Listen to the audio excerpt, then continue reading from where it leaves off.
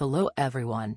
On this channel, I feel that information about what is happening in China is often not correctly conveyed to countries other than China, so I will be disseminating the information I have gathered in English. I'm getting information from multiple media, so I'd be happy if you could comment on the content of the video. Also, English is not my native language, so I use an AI speaker to create the voice to convey the information correctly. This time, I will explain how the general public in China thinks about the war between Russia and Ukraine. As there are various opinions, this is not the consensus of citizens, so please listen to the extent that there are various opinions. Looting is common in war. I don't know if Russia looted this time, but there is a graffiti in the toilet of the Louvre Museum asking you to return what you stole.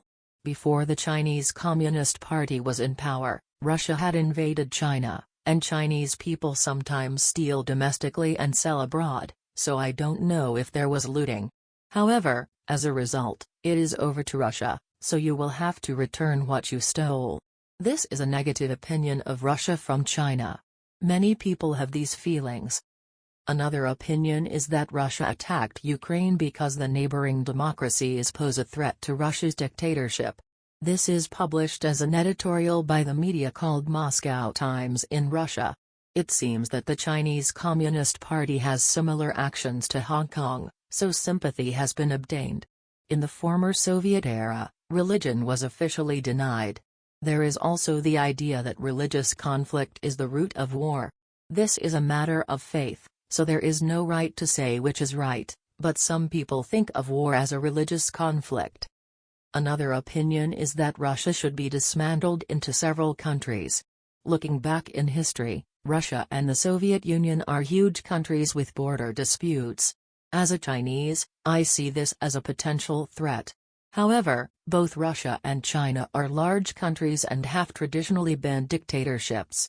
Russia also has elections, but because the media is suppressed by the administration, those who express dissenting opinions are suppressed. China is in a similar situation and has no experience of a government elected by the people governing the country. It is a story when a third party comes out. The United States is a rival country for China, but Russia is also at odds with the United States. That is, the enemy of the enemy.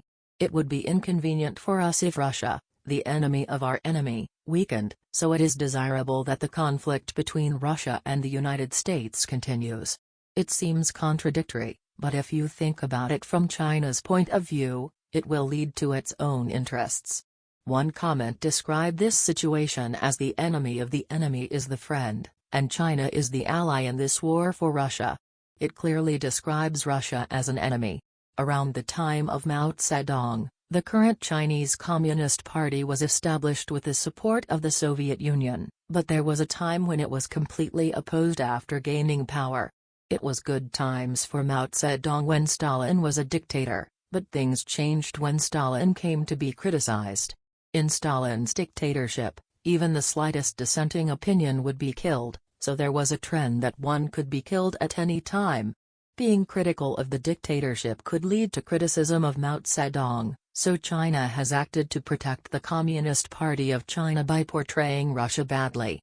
Because of propaganda to protect the Chinese Communist Party in this way, the relationship of trust between China and Russia was not established. The reason why China seems to be helping Russia now is because it thinks that although it cannot openly support Russia, it would be a problem if it were weakened. I would like to introduce another opinion. Some support Russia, while others support Ukraine. In the case of Japan, I think that there are overwhelmingly many instructions for Ukraine, but as a Chinese, I support each other about the same. Chinese media are also reporting on Russia's side. The story is that the US was trying to develop a bioweapon in Ukraine. The Japanese media barely covered it, but there were many such stories in the Chinese media for a while. This is because the information disseminated by the Russian media is being broadcast in China as it is. Russian regime propaganda is a childish term. If you report a lie that can be easily exposed, you will lose credibility, and you may not be trusted no matter what you tell. The fact that there are Chinese people who support Ukraine despite the Chinese media spreading information about Russia means that there are a certain number of people who do not trust the media. In the first place, it is common for the communist bloc to spread propaganda, so it may be that the people know it and do not trust it. The Japanese media does not use propaganda, but since it is a profit-making business, they do not do anything that would negatively affect their business. In other words, it will not be negative for the sponsor, so it is natural that the media coverage will be biased. To summarize today's talk, instead of thinking that democratic nations are free nations and can come into contact with various opinions, both pros and cons, there is a possibility that they are being controlled without knowing what kind of information they have. It is to touch information while thinking that it exists. That's all for now. See you next time.